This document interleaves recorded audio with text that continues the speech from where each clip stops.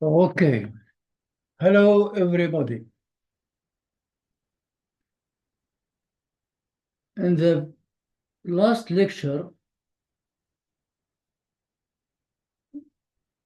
I have illustrated, which was with number 17, I have illustrated to you how we can carry out the optimization process and animation activities related to the function holder table.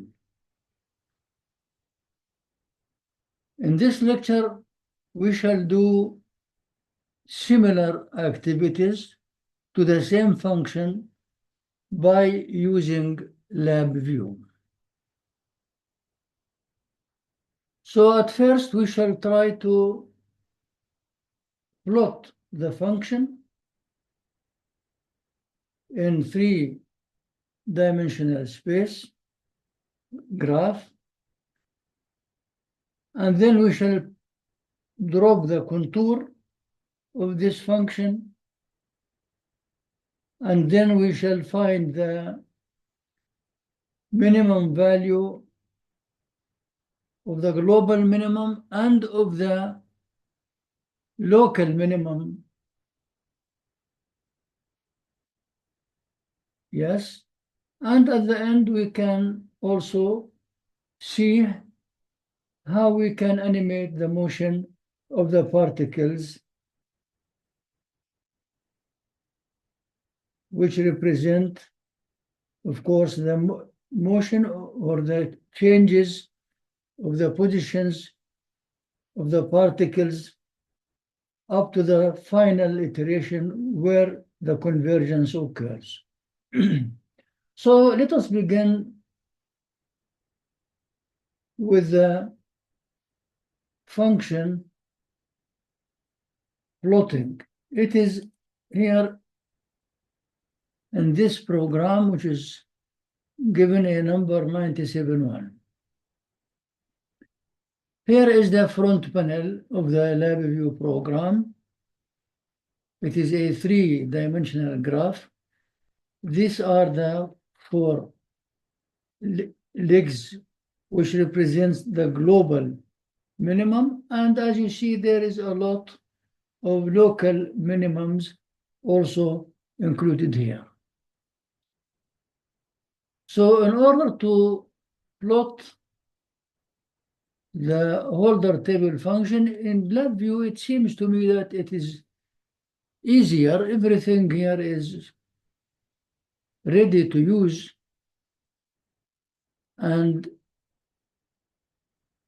you are not required to begin from scratch. So we are going to use plot surface VI, and we are going to use also evaluate Y as a function of two variables, x1 and x2. Let me show you from where they come and how we can work with them. Concerning this plot surface function, you have to go, or you have to begin the work from the front panel here. Right-click anywhere, you will get the graph here. From the graph palette, you go to the three-dimensional graph, and from the three-dimensional graph, you go to the surface graph here, click it, and you can position it anywhere in the front panel. Simultaneously, you will have the terminal of this graph created on the front panel, which is plot surface, as you see here. It is exactly this one which is shown here. So we know now how to bring this graph from the front panel and put it on the block diagram to make connections. The other function here,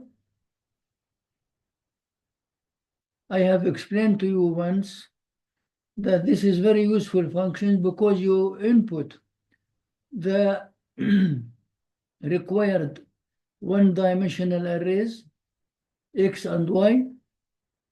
And you can get at the output the two-dimensional array of X and Y without using the mesh grid function of LabVIEW, or without using, or similar to the mesh grid function of Python. Directly you get it as two-dimensional matrix here. How to get this function? Easy. You right-click on the block diagram, go to the mathematics palette, script and formulas, one-dimensional and or first dimensional and second dimensional evaluation. Here you will have a lot of these functions. This is our function, evaluate y equal f of x1 and x2 vi. Just click it and put it on the front, on the block diagram, and you will have it there. Now, as I told you in LabVIEW, it is very easy. Even if you do not know in advance what is this function, you can always go to the help and get sufficient information on what terminals are at the input, which are required as inputs. Here we have this terminal, which is called start. This is an array line. It is a little bit thicker than this line, which is blue. This is a number. The blue thin line represents a number, and it is not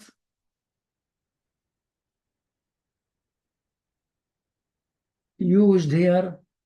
It is used here only as an integer. It is not. It cannot be used as a float number here, float input. The start here is, as you see, an array, one-dimensional array of values which represent the start, and the end also is one-dimensional array. This is very similar, if you remember, in Python, where we created an array for X and array for Y. And when you create the array for X, you have a start value, the minimum value, for example, -5, the maximum value +5, and you determine there the number of elements if you work with the linspace, or you can determine the number of elements by using a delta value, which separates between successive values by using the arange or unpy arange function. This is similarly here. So you just introduce the array at the input you wish, the array at the as start, and this is as a finish or a maximum and minimum, and you will get the response here ready, x1 and x2 values. These are also one-dimensional arrays as the inputs. But the most interesting here, you get this output, which represents a matrix, two-dimensional array. So, as you see here, x1 is one-dimensional array for used x1 arguments, and x2 the same one-dimensional array for the used x2 arguments, and y is a two-dimensional array, which is really the output of a mesh grid. Represent two-dimensional array of the function values here, z, for example, or y, you can assume it is it. Okay, so now we know this function and how it is used. Sometimes in LabVIEW you can get examples showing you how to use specific functions. And for these functions, there is no examples here. Okay, so now we know how we can work with this function. So the input here, as you see, I have given the lower bound, which is -8 and -8 for our function. Remember, the holder table function can work with a values between -10 to 10. This is given in mathematical tables. Here, the beginning from -8, I have selected from -8 to 8, for this is the first value, the first variable, which is x, for example, and the second variable from -8 to 8 also, which is y. The functions needs to know the symbols of the variables which we use. It is x and y. I gave it x small letter and y small letter. This input here, the formula, requires to give the formula of the holder table function. I have put it as it is without any change, as we used it in the Python examples. So all the information as a beginning values of the arrays, the minimum values of the array at the input, and the maximum value of the arrays at the input, I have now got the output, the two arrays with value. Of course, you can see them. You can, depending on the number of points you have here assumed. I have assumed I want to check with, or have the array with 25 values. If I put here and create, this is changed to indicator.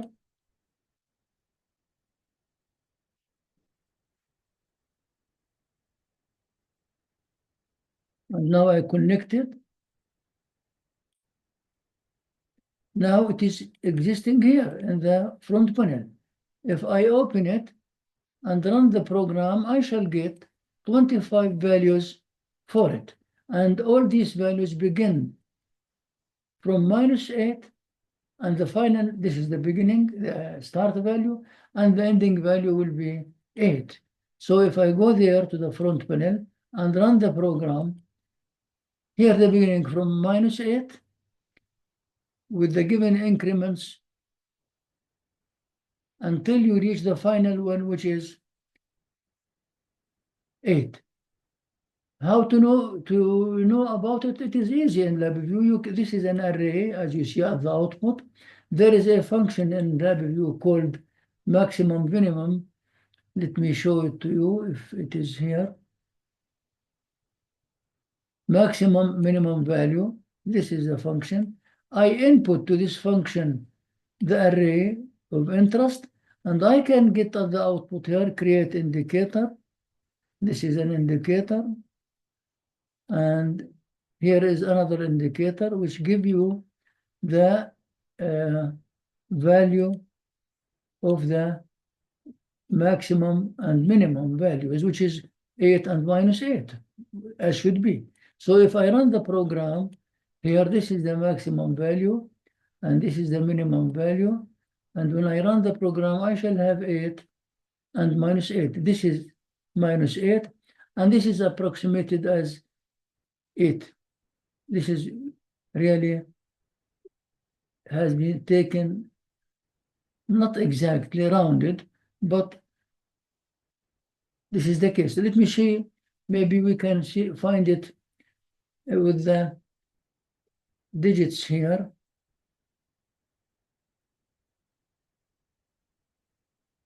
Is there a similar function here? There is no similar function. Here it is that function only. Okay. So shortly speaking, you can always understand what we are doing here by using such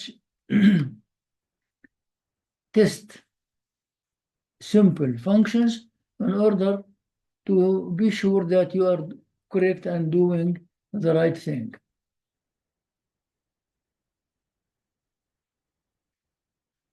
Now, something wrong here, I can see it from the block diagram because of these non-continuous lines. So I go to the edit and say remove broken wires.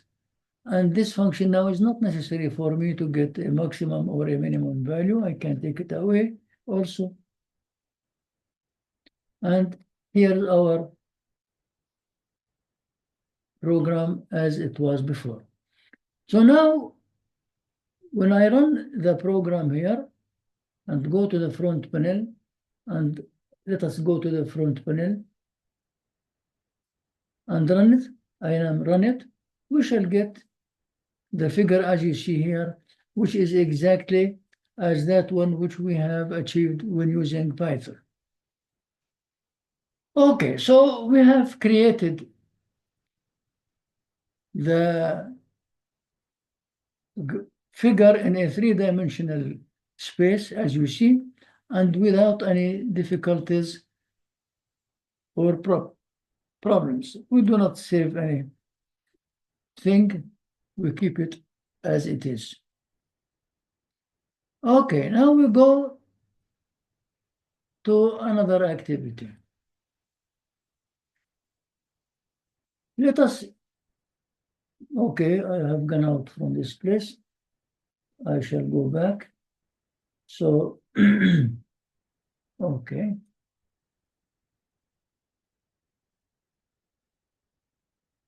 Now we shall go to this activity for the same function in order to make contours and to show how we can plot the contours on the two-dimensional space also, and how we can, of course, optimize the function. At first here, I want to work with the optimization problem. This is the front panel, as you see here. Let us go to the block diagram so that I can show you what is there and how we will work with it. We have here three programs. This is one of them, and this is the second program, and this is the third program. In LabVIEW, I can run them in parallel without any problem. The first upper one, really, I have created it to represent the holder function by using the basic elements of LabVIEW. So the output is taken from here, from this point of this multiplier or compound arithmetic function. I have two variables. The variable of x is indexed from this array, and the variable y. Now the variable x is input to a sign vi to get at the output the sign of x. This is sign of x multiplied by the cosine of y. This is y. So sine of x multiplied by cosine of I and multiplied by the exponent of the absolute value of this difference between 1 and this value. And this value is practically x squared plus y squared, taking the root of this sum, dividing it by pi, and subtracting the whole output from 1, then taking the absolute value as I told you, and getting the exponent of this value, and multiply this exponent with the first two multipliers. So here is the expression which we have. Sine x multiplied by cosine y. We take the exponent of the absolute value of 1 minus the square root of x squared plus y squared divided by pi, which is 3.14. So this formula exactly is represented here by using the basic elements of LabVIEW. I have put it here just to show you that how we can do it at first. And secondly, we shall use it really later on in this lecture in order to animate the motion of the particles which represent the dynamic motion of convergence to the optimum value. Okay, so we leave it now, and let me talk with you about this setup or this program and about this program. What are we going to do here? Here we shall use an optimization virtual instrument, which is called Downhill Simplex n-dimensional VI.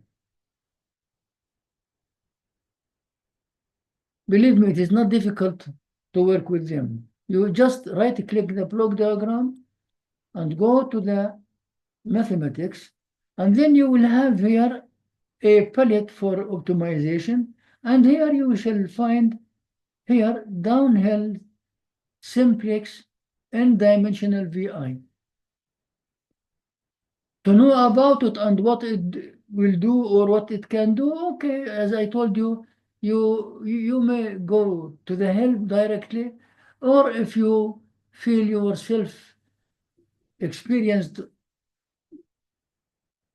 and you just want to remember what is there, you can only go to the help here and press on show context help. And now if you put the pointer anywhere, I put it here for the example on this compound arithmetic, it gives you shortened information about it, which usually represents the inputs and the input values character and the outputs.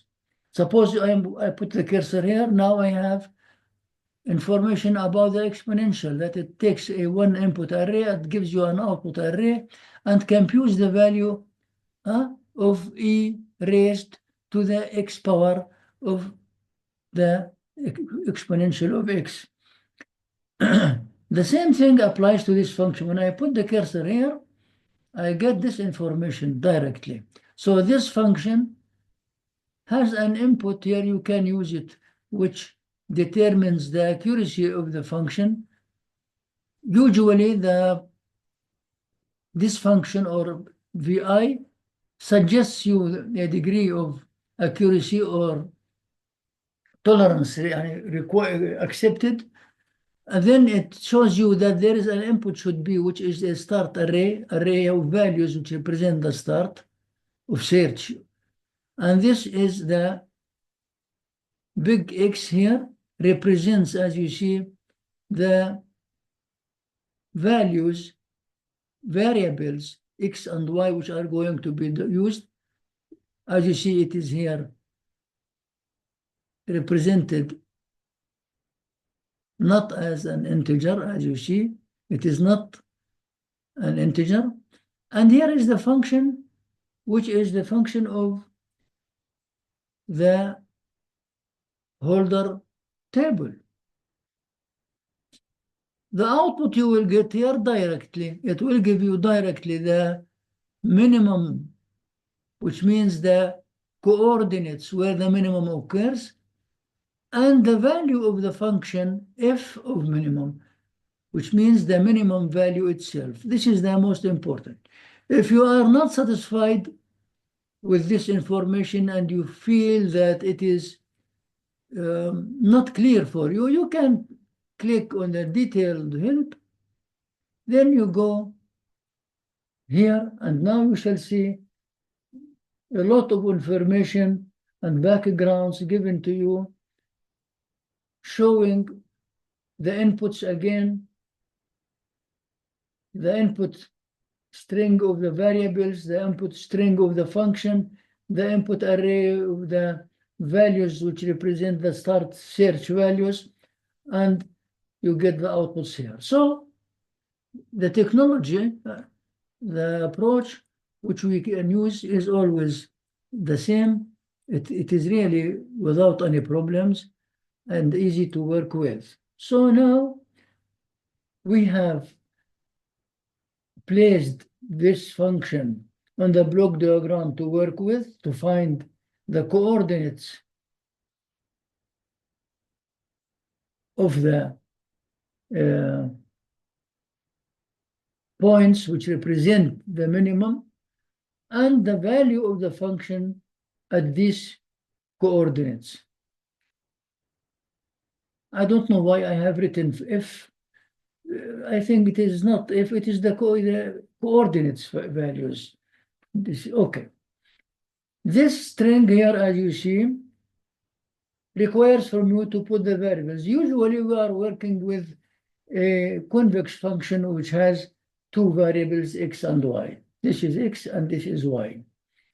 This array represents the minimum values which are going to be inserted to this function. Remember, we know that the helper table function has a range from -10 to 10. So I gave x an initial value of -9, and I gave y an initial value of -y. And here is the expression of the holder table, which we have used before. Look how easy to work with it. You do not need to import libraries. You do not need to import functions to put them in a given manner and then to be keen that there is no colon, or you have forgotten a colon, or you have forgotten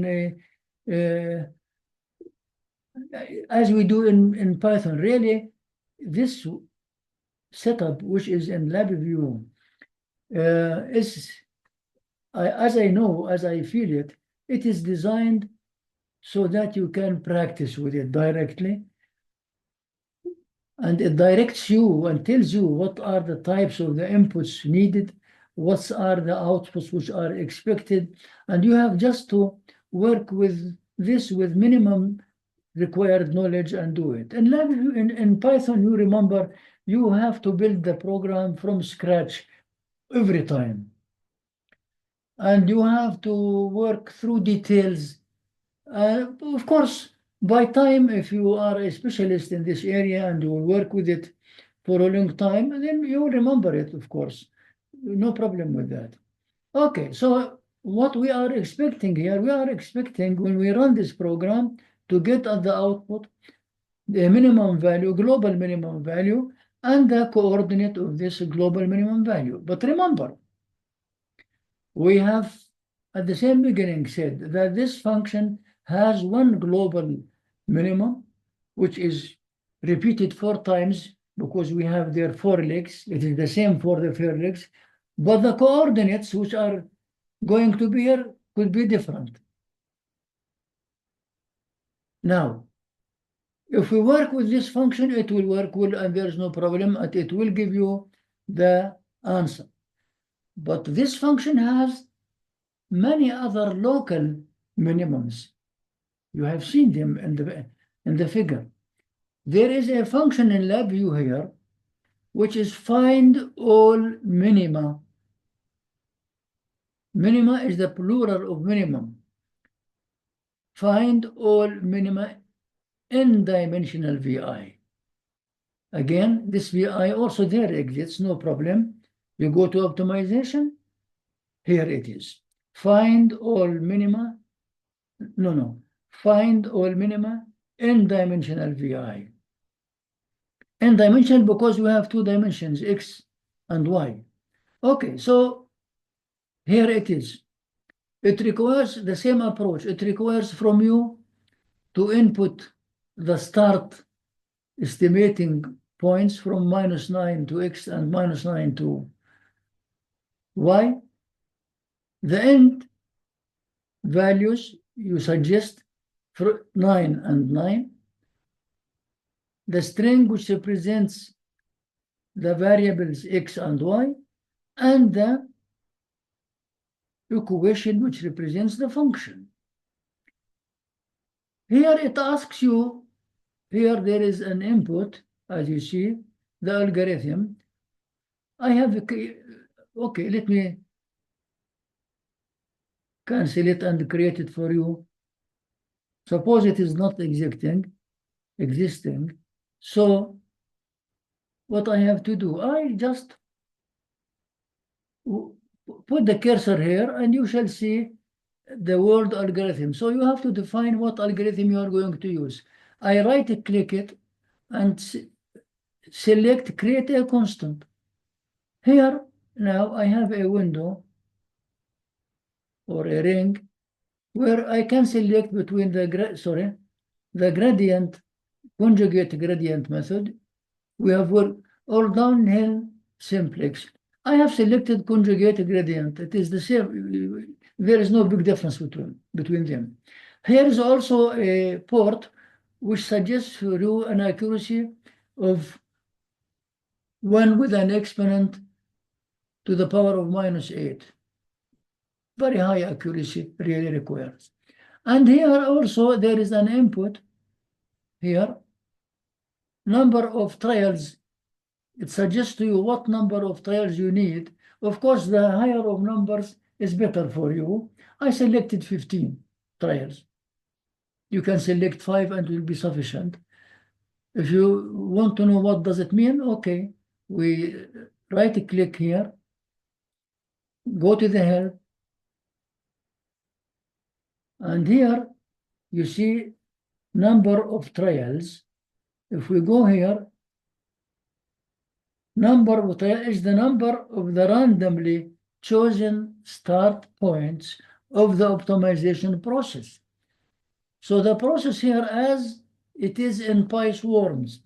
In PySwarms, you remember the particles begin the iteration with a given position for each particle, and this position is suggested randomly by the program.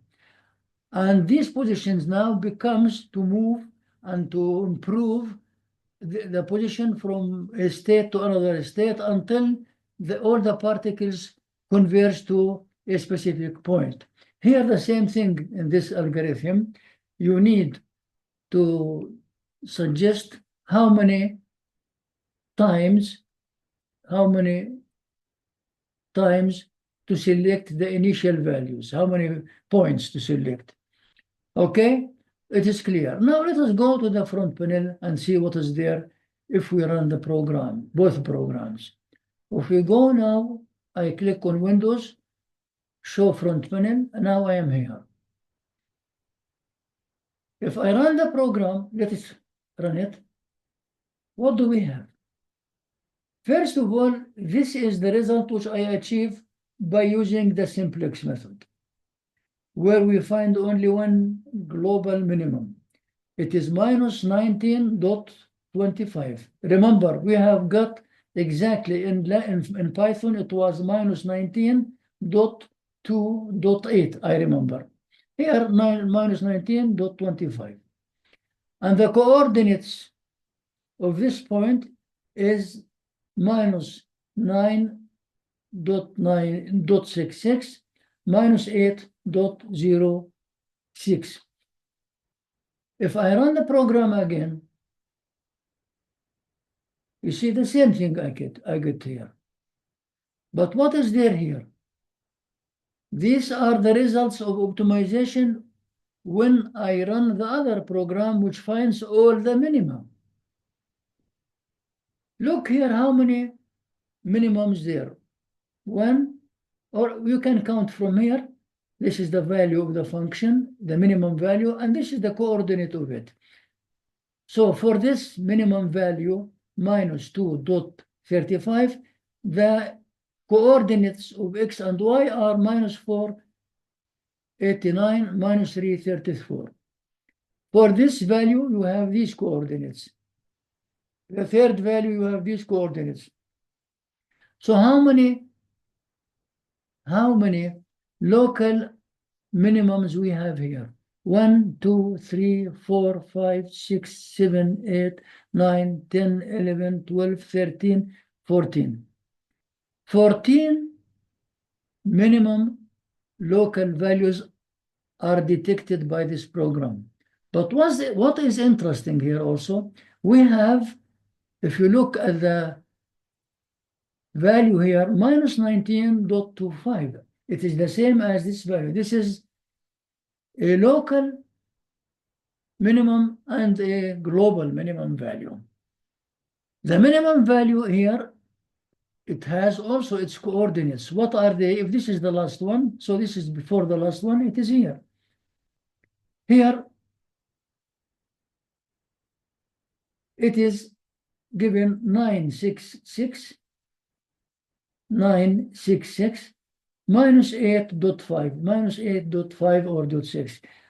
Note that the sign is different. Here is positive, here is negative, here is negative, and also here negative. Why this difference? Because we have 4 legs, and each leg, each global minimum has different signs of the coordinates.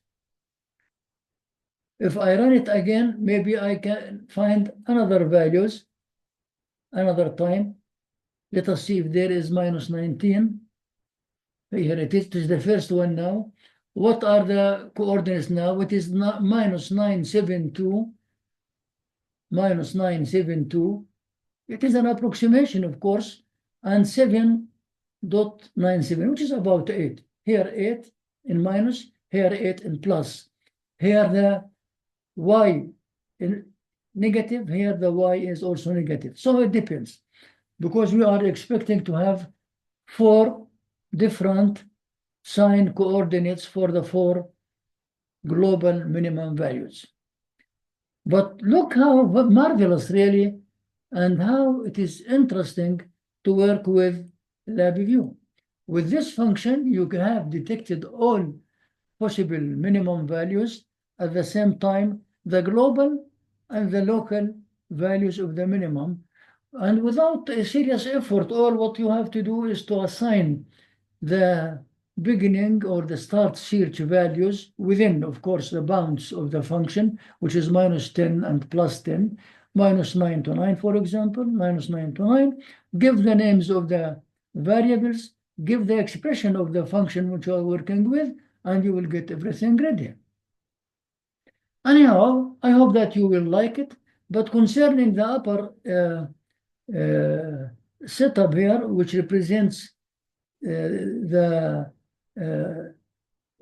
helper table function, we shall work with it after a while. So I think with this, everything is clear. It is marvelous. Let us move to another thing to work with. File, exit. Do not save. I will not save anything. And this, okay, here we need it. Now let us see also about drawing or plotting the contour to the plot, similar to what we have done with Python.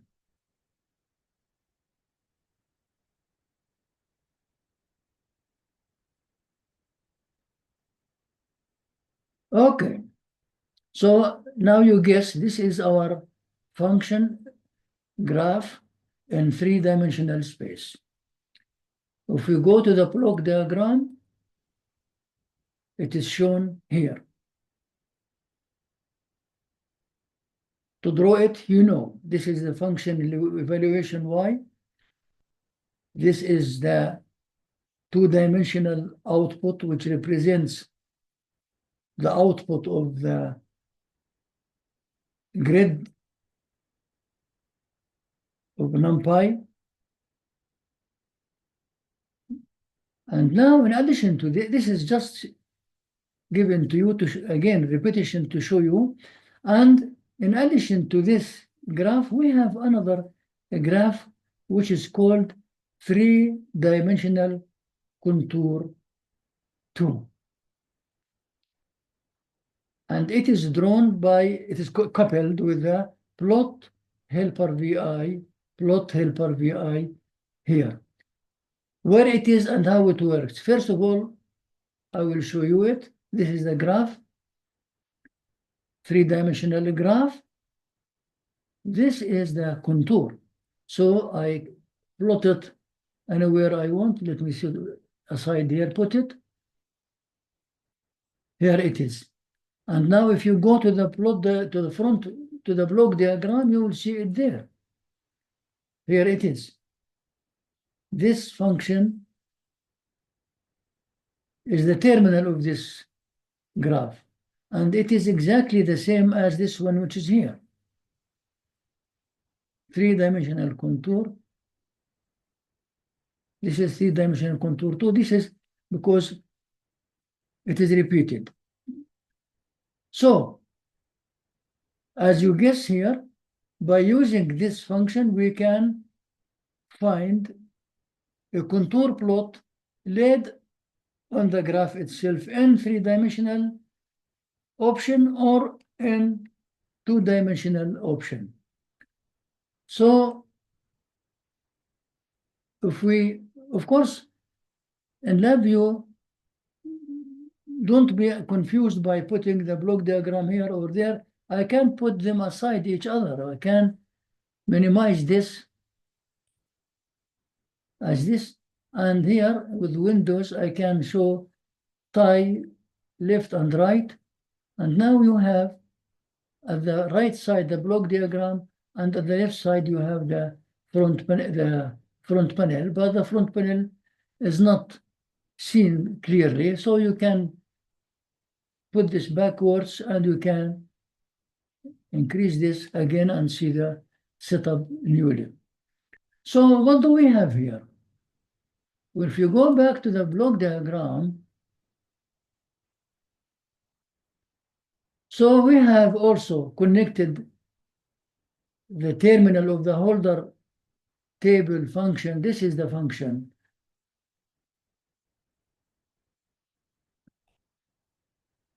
Here my function, holder table. It has a terminal at the block diagram. Here it is. If I double click here, it will show you that this is the function you are working with. Again, if I go to the block diagram, this is the holder function table. If I double click it, I can see that this is my function which I'm working with. So this is the holder table function, and there is its terminal, not more. So this is the terminal of the holder function connected as an input to the evaluate y.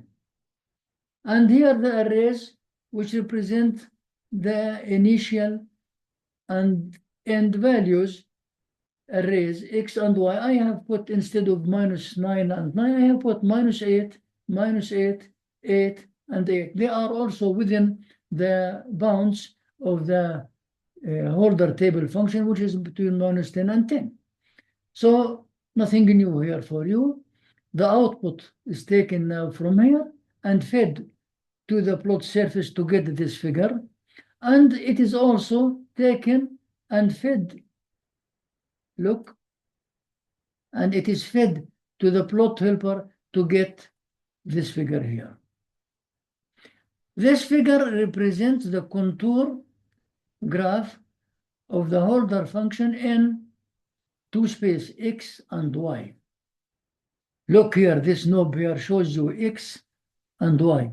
If you want to see the contour plot on the three-dimensional graph, you have just to press the most lower knob, and now you will see this is our function with the contour lines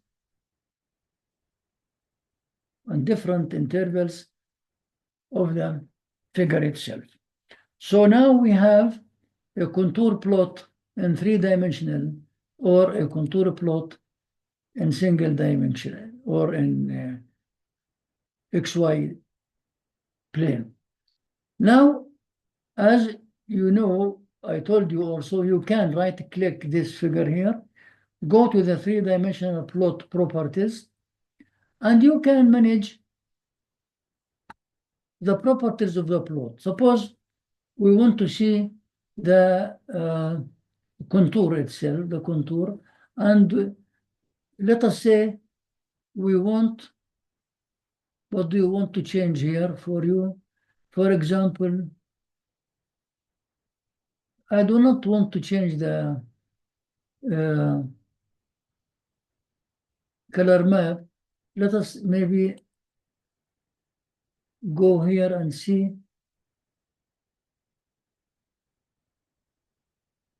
what is interesting for us. For example, the background color. Let us select this color. Okay. Now another background for the same graph. Let us go back. Suppose we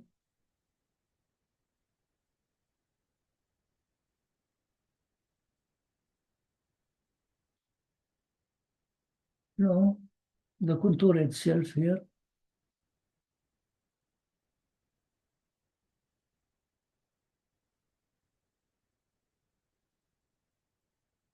The opacity of the plot, for example, here it is given 100%. I want to make it less. I want to make it transparent. For example, 25. No, too much 25. 50, for example. When I click OK, now you see how it is transparent and different than before. Anyhow, there is in the Google, if you Google the graph or three-dimensional plot properties tutorial there, you can find a lot of activities which you can manage upon desire. Here is the three-dimensional case with the yellow background.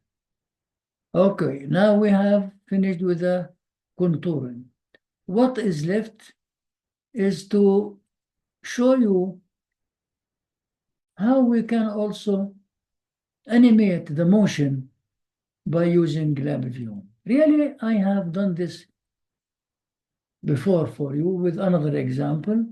And here I am going to use the block diagram which I have drawn for the holder table function so that we can animate the motion. Now this is the function which we are going to work. This is the front panel, and the block diagram really is, here it is. This block diagram has been explained to you when we have studied the optimization of Rosenbrock. I have only made some changes here, the range of values from -10 to 10. This is the only important thing. And I have changed the number of the particles of the swarm. And the number of iterations is given 200, not 100.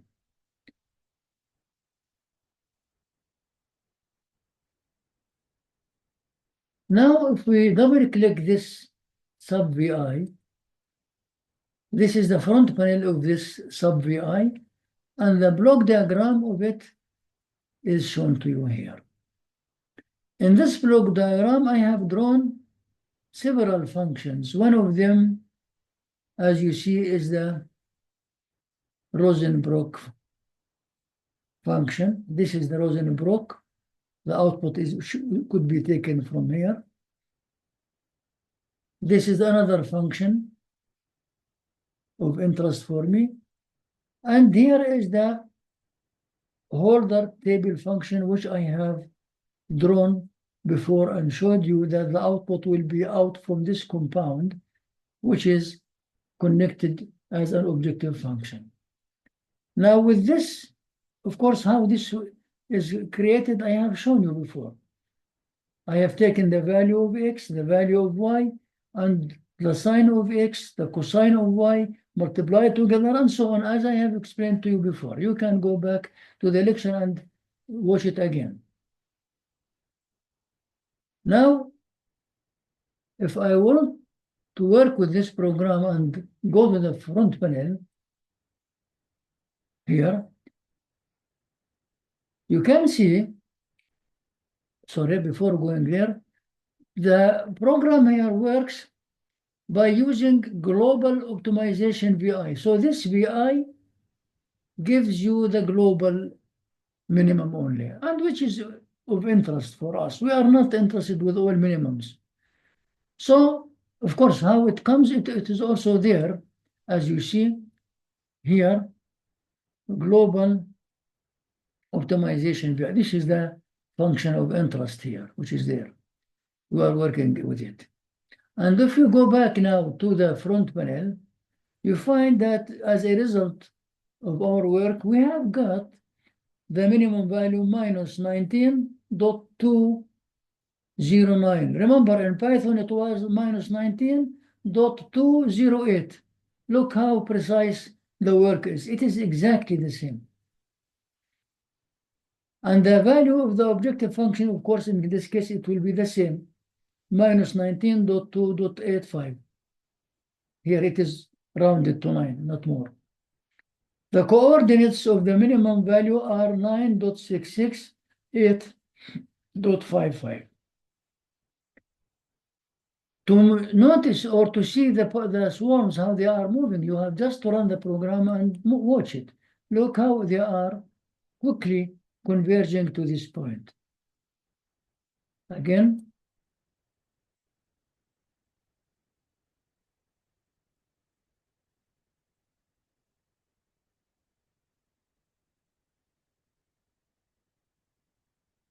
the coordination of this point are these two values, x and y.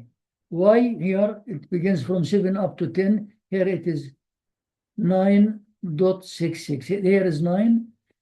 Here 9.66. This is this is y. And x is 8. This is 7. This is 8. The same point. Because here from 7 to 10, this is 1, 2, 3. Every square is a half. So this is 7.5. Here is 8. This is about 8. Here it is 8. And the same thing applies here. This is 9. Here 9. 7. This is 7. So this is between 7 and 10, 3. 1, 2, no. So 7 to 10, 1, 2, 3, 4, 5, 6, 7, 8, 9, 10, 11, 12. 12 squares for 3. Every 4 gives you 1. 1, 2, 3, 4. This is 1. This is 2. This is 3, and so on. Okay, I think with this, now you are familiar with LabVIEW programs, which could be used to find the local minimum or the global minimum or both together. How to search for information about each of the virtual instruments, how to find the virtual instruments in the mathematics palette, how to create the programs as examples which are given to you here. I hope that this information is sufficient as a beginning. I hope that you will be interested with it in the future and develop your knowledge about this issue. Thank you very much for listening and wishing you the best, and goodbye.